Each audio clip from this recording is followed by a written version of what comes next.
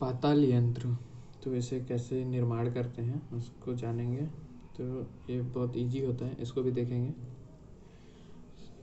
इसमें जो है सबसे पहले एक घट का यूज किया जाता है, तो उसे हम यहाँ पे उल्टा लेते हैं। जो घट होता है उसे हम यहाँ पे उल्टा घट हम लेते हैं, एक घट लेते हैं जो कि हम उल्टा लेते हैं। उसके बाद इसमें जो है हम सराव जो हम इसका सराव लेते हैं।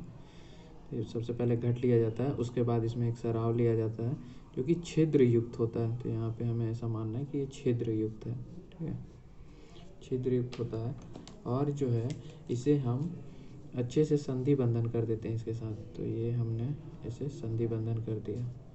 तो यहाँ पे हमने जो किया है संधि बंधन कर दिया है। ये जो था हमारा ये घट है, और जो ये था ये हमारा सराव है। और इसे जब हम संधि बंधन कर रहे हैं तो उसके पहले हमें जो है इसके अंदर पे, मतलब घट के अंदर पे हमें एक द्रव्य को रखना है। द्रव्य को कहने का मतलब है कि भल्लातक आदि जो भी हम द्रव्य रखना चाहते हैं तो उसे हमें इसके अंदर रखना है। तो यहाँ पे हम भल्लातक आदि द्रव्य रखेंगे। यहाँ पे भल्लातक भी हो सकता है, गंधक आदि भी हो सकता है, जिसका भी, क्योंकि इसकी जो विधि होती है, जो लास्ट में हम जब इसको यूज जो करते हैं, उपयोग निकालते हैं, तो वहाँ पे हम तेल बनाते हैं। तो यहाँ पे गंधक आदि भी हो सकता है, भल्लातक आदि भी हो सकता है इसके अंदर जो द्रव्य होते हैं। तो ये सब द्रव्य को रखते हैं हम। फिर जो है इसमें हम जब हम सराव संपुट कर देते हैं उसके बाद एक जो होता है, एक हम कटोरी, इसमें उल्टी कटोरी रखते हैं।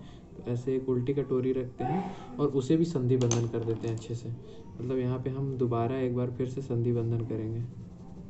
तो इसे फिर से एक बार संधि बंधन करेंगे कटोरी को, और फिर जब उस कटोरी को सराव के ऊपर संधि बंधन कर देंगे और इस पूरे को हम एक हाथ वाले ज़मीन पे, मतलब एक हाथ का गड्ढा खोदेंगे उस ज़मीन पर और उसमें रख देंगे। तो देखिए एक हाथ का गड्ढा खोदते हैं, यहाँ पे जो होगा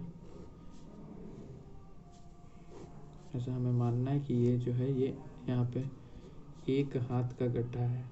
तो हमें यहाँ पे ऐसा मानना है कि एक हाथ गहरा गड्ढा करना है, एक हाथ गहरा गड्ढा, ठीक है, जिसमें ये रखाया जाएगा। और इसके जो जहाँ पे जो शीर्ष भाग है वहाँ पे, जो हमारा शीर्ष भाग है वहाँ पे हमें मिट्टी से इसको अच्छे से ढकना है। जो इसका कंठ भाग है उसे मिट्टी से अच्छे से ढक देना, मतलब ये वाला जो पार्ट होगा उसे मिट्टी से अच्छे से ढक देना है। और उसके बाद इसके ऊपर जो है हमें, जब हम इतना वो कर लेंगे तो इसके बाद हमें ऊपर में उपले, जो उपले होते हैं उन्हें लगा करके, उपले लगाएंगे हम। ये जो है उपले हैं, उपले लगाकर अग्नि लगा देनी है, इसमें आग लगा देना है। तो जैसे ही आप जो ये उपले हैं उसमें अग्नि लगाएंगे तो यहाँ पे क्या था, भल्लातक आदि द्रव्य, जो भी हमने द्रव्य डाला है, भल्लातक आदि द्रव्य, ठीक है।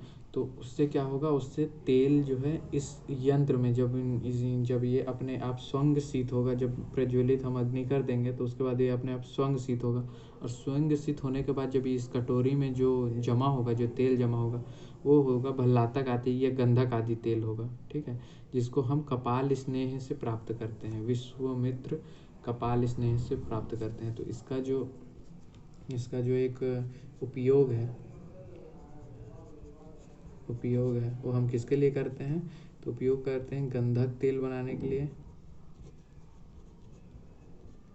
या फिर और बता सकते हैं कि हम यहाँ पे भल्लातक तेल बनाते हैं, भल्लातक तेल।